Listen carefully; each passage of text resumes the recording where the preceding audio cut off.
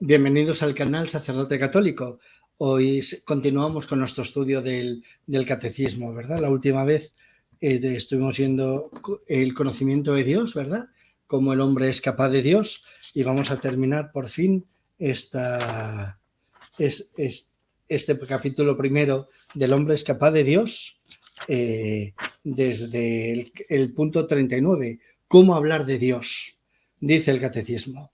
Al defender la capacidad de la razón humana para conocer a Dios, la Iglesia expresa su confianza en la posibilidad de hablar de Dios a todos los hombres y con todos los hombres. Esta convicción está en la base de su diálogo con las otras religiones, con la filosofía y las ciencias, y también con los no creyentes y los ateos. Esto es, de alguna forma, hemos visto que sí que podemos conocer algo de Dios, sí que podemos conocer la existencia de Dios, sí que podemos conocer a la sola luz de la razón humana muchas cosas sobre Dios, mucho más cuando el Señor se nos ha revelado, ¿verdad? Nos ha manifestado muchas cosas sobre Él. Hay aquí un punto que conviene destacar. Una cosa es lo que Dios es en sí mismo y otra cosa es lo que Dios ha proferido sobre sí, el profericos, que dirían los santos padres de la Iglesia, ¿verdad? ¿Eso qué sería? Lo que Dios nos ha revelado de sí. No es todo lo que Dios es, pero es mucho más de lo que podemos conocer a la luz de la razón humana. Y viendo que sí que podemos conocer cosas de Dios, también podemos hablar sobre Dios, también podemos poder hablar con otros. Y esta es la certidumbre que ha tenido siempre la Iglesia, que por eso ha sido apostólica, que por eso ha querido comunicarlo a los demás hombres. Y en ese diálogo, por encontrar la verdad, en ese diálogo, por poder transmitir la verdad a los demás, nos damos cuenta que la Iglesia, claro que es apostólica, luego ya lo iremos viendo más adelante, pero tenemos una necesidad de compartir con los demás la verdad. ¿Por qué? Porque no la conocen. Por eso es mentira esa frase tan manida últimamente: Dios ha querido todas las religiones. Es mentira. Dios quiso la religión judía porque se reveló a los judíos, y Dios ha querido el cristianismo, el catolicismo concretamente. No ha querido las demás. Dios no quiso el protestantismo. El protestantismo fue una prostitución de la Iglesia, ¿verdad? Fue el apartarse de la raíz común que teníamos los cristianos, y el resto de las religiones son intentos del hombre por llegar a Dios, no son manifestaciones de Dios. Dios no ha querido las demás religiones, Dios ha querido esa iniciativa del hombre para intentar conocerle, pero luego Él ha salvado la distancia. Por eso ahora quiere que todos hombres se conviertan, que todos hombres lleguen al conocimiento de la verdad. Por eso la Iglesia necesita hablar de Dios, y por eso la Iglesia necesita hablar con los demás hombres ateos y de otras religiones sobre Dios. Dice el punto 40, puesto que nuestro conocimiento de Dios es limitado, nuestro lenguaje sobre Dios lo es también. Y esto es tremendo, ¿verdad? Jesús, cuando se hace hombre, la humanidad de Jesús limita, acota, ¿verdad? Una acotación es ver los límites. Dios se ha acotado, se ha limitado en Jesús. Y en la medida en que se ha hecho humano y al adaptarse a nuestro lenguaje, también se ha limitado todavía más. No es lo mismo lo que Dios sabe sobre sí que lo que Dios nos puede comunicar. No es lo mismo, no puede ser lo mismo. El lenguaje humano limita a Dios, y el lenguaje humano limita nuestra capacidad de poder hablar de Dios, pero también es la única forma que tenemos de poder entenderle, de poder llegar a Dios. No podemos nombrar a Dios sino a partir de las criaturas y según nuestro modo humano limitado de conocer y de pensar. Todo depende de nuestra limitación. Cuanto menos limitados seamos, más podremos conocer a Dios y más podremos manifestarlo. No es lo mismo lo que yo puedo hablar de Dios que lo que podía hablar Santa Caterina de Alejandría, con esa clarividencia, con esa inteligencia que Dios le había otorgado. Cuanto más inteligente seas, cuanto más preparado seas, cuanto mejor sepas hablar, mejor podrás hablar de Dios. Punto número 41. Todas las criaturas poseen una cierta semejanza con Dios, muy especialmente el hombre creado a imagen y semejanza de Dios. Dios ha creado todo a su imagen y semejanza. Dios, todo lo que existe transmite algo sobre Dios. Cuando tú miras la creación, puedes ver la firma de Dios. Esto es precioso. En la creación entera está la huella de Dios. Hay algo de Dios que podemos conocer a través de las criaturas, muy especialmente en el hombre, ¿verdad? Que sí que ha sido ya directamente creado a imagen y semejanza de Dios. El hombre sí que de alguna forma tiene ese espíritu de Dios, tiene eso propio de Dios. El hombre ha sido creado por amor y para amor, y para el amor. No es como un animal donde ha quedado sobre todo la impronta del ser de Dios, es en el hombre, dice el catecismo. Las múltiples perfecciones de las criaturas, su verdad, su bondad, su belleza, los trascendentales del ser, ¿verdad? El ser es uno, bello, verdadero, pues todas esas perfecciones reflejan, por tanto, la perfección infinita de Dios.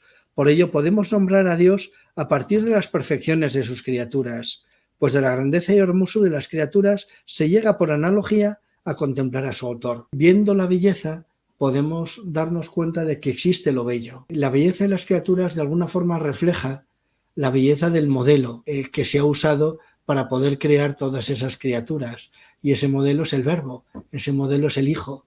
Por eso podemos ver la belleza del Hijo, que tiene que ser mucho más que lo que hay en las criaturas. En el punto 42 decimos, Dios trasciende toda criatura. ¿Qué es trascender? Que está más allá, que Dios supera toda criatura. Es preciso, pues, purificar sin cesar nuestro lenguaje de todo que tiene delimitado de expresión por medio de imágenes, de imperfección, para no confundir al Dios que está por encima de todo nombre y de todo entendimiento, el invisible y de fuera de nuestro alcance, con nuestras representaciones humanas. No es simplemente que Dios sea lo más bello que hay, sino que Dios es la belleza. Es más, es que es mucho más que la belleza.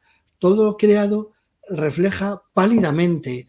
O sea, Dios es mucho más. Dios está mucho más allá de cualquier perfección de las criaturas. Por eso está mucho más allá de nuestra capacidad de comprender. Nuestras palabras humanas quedan siempre más acá del misterio de Dios. Por eso nunca podemos decir que hayamos comprendido completamente a Dios. Decía San Agustín, si has comprendido, entonces no es Dios. Dios está siempre mucho más allá de nuestra capacidad de comprender. Y sigue el catecismo en el 43. Al hablar así de Dios, nuestro lenguaje se expresa ciertamente de modo humano, pero capta realmente a Dios mismo, sin poder, no obstante, expresarlo en su infinita simplicidad. Es preciso recordar, en efecto, que entre el Creador y la criatura no se puede señalar una semejanza tal que la desemejanza entre ellos no sea mayor todavía, y que nosotros no podemos captar de Dios lo que Él es, sino solamente lo que no es, y cómo los otros seres se sitúan con relación a Él. De hecho, la teología oriental habla de que cualquier modo de hablar de Dios tiene que ser apofático. Esto es, no podemos mostrar realmente lo que Dios es, sino lo que no es. Podemos decir, sí, todos los seres son bellos. Dios tiene que ser mucho más bello, pero Dios no es bello como los seres son bellos. Es mucho mayor la desemejanza que la semejanza. Es la diferencia que hay entre una hormiga y un hombre es grande, ¿verdad? Pues mucho mayor es entre el ser necesario y el ser que podría no ser, entre el ser y la casi nada que somos nosotros.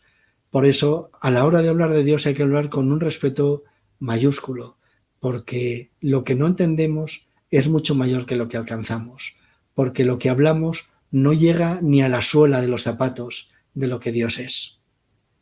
Y con esto terminaríamos todo el capítulo El hombre es capaz de Dios y empezamos un nuevo capítulo, el capítulo 2, Dios al encuentro del hombre. Hemos visto cómo el hombre naturalmente es capaz de conocer algo de Dios, pero que lo que puede conocer es mucho menor que lo que desconocemos, que el misterio de Dios. Y ahora vamos a ver el Dios profericos, el Dios proferido, cómo Dios ha salvado la distancia. Una vez que vemos que el hombre es capaz de Dios, ahora vemos cómo Dios ha salvado la distancia para manifestarse, para revelarse, para mostrarse al hombre. ¿Qué es lo que Dios nos ha mostrado de sí mismo? ¿Cómo nos lo ha mostrado? Dios al encuentro del hombre. En el punto 50 dice el catecismo, mediante la razón natural, el hombre puede conocer a Dios con certeza a partir de sus obras, pero existe otro orden de conocimiento que el hombre no puede de ningún modo alcanzar por sus propias fuerzas, el de la revelación divina. Por una decisión enteramente libre, Dios se revela y se da al hombre. Dios no necesitaba darse al hombre. Dios no necesita al hombre. Dios Mirad, últimamente hay series que parece como que Dios necesitara, que los dioses necesitaran que el hombre les adorara, ¿verdad? Gracias a Dios no existen otros dioses, solo existe un Dios. Y Dios no necesita nada del hombre. Si se ha revelado, ha sido por pura concesión graciosa, porque se ha enamorado de nosotros. Y uno puede decir, ¿y cómo puede ser que Dios nos haya revelado todo? ¿Cómo puede ser que Dios se haya puesto en nuestras manos si sabía lo que le iba a pasar, si sabía que lo íbamos a matar? Y al final solo queda como explicación que realmente no hay explicación. Es imposible descubrir realmente cuál es el motivo fuera del amor. Al final, Dios nos lo ha manifestado todo porque nos quiere. Y porque nos quiere, respeta nuestra libertad. Y porque nos quiere, asume que nosotros podamos querer vivir eternamente alejados de Él. Es imposible entenderlo. Pero lo que es una maravilla es que Dios se nos ha dado. Dice, un niño se nos ha dado, ¿verdad? Esto es lo fascinante de Dios. ¿Cómo puede ser que Dios se haya enamorado de mí hasta tal punto que no quiera vivir sin mí? Que por lo menos haya querido darme la posibilidad de salvarme, de poder aceptar todo ese inmenso amor. ¿Cómo puede ser que Dios me haya dado tanto que yo lo pueda rechazar? Y sin embargo lo ha hecho. La única certeza que tenemos al final es que realmente Dios ha puesto todo en mis manos y se ha fiado de mí y me deja que lo rechace. También ha querido, ha deseado que yo pueda acercarme a Él y vivir con Él por toda eternidad, para siempre, definitivamente y por siempre. Este es el inmenso misterio del amor de Dios, este es el inmenso misterio de la piedad, de la misericordia y de la paciencia de Dios, que a Dios le ha compensado todo mi pecado con tal de que me pueda salvar, con tal de que pueda aceptar vivir con Él para siempre. Por una decisión enteramente libre, Dios se revela y se da al hombre. No solo se manifiesta, sino que se nos ha entregado, se ha puesto en nuestras manos, inerme, indefenso. Puedo profanarlo, puedo hacerle daño, porque se me ha entregado inerme. Lo hace revelando su misterio, su designio benevolente, que estableció desde la eternidad en Cristo en favor de los hombres. Mucho dice esta frase, ¿eh? Todo esto darse de Dios lo hace revelando su misterio, revelando toda esa salvación, revelando todo esto que nos salva de su vida, de su existencia. Su designio benevolente, todo lo que ha decidido benevolentemente, o sea, por nuestro bien y de una forma amable, que estableció desde la eternidad, desde antes de que el hombre existiera, ya lo había decidido. Dios había decidido compartir con nosotros su vida en Cristo. Dios había decidido darnos a Cristo. De hecho, dirá Santo Tomás que incluso aunque el hombre no hubiera pecado, Cristo se habría encarnado. Hay una diferencia muy grande entre la salvación y el perdón de los pecados y la redención. Aunque no hubiera sido necesaria la redención, aunque el hombre no hubiera pecado jamás, Cristo se hacía necesario. O sea, necesario para nosotros, no necesario para Dios, sino por pura liberalidad suya decidió que nos iba a entregar a Cristo para que Cristo nos llevara a la plenitud, para que Cristo nos llevara al cielo. Cristo era el que nos tenía que abrir las puertas del cielo. El hombre era inmortal, pero no podía llegar al cielo sin Cristo.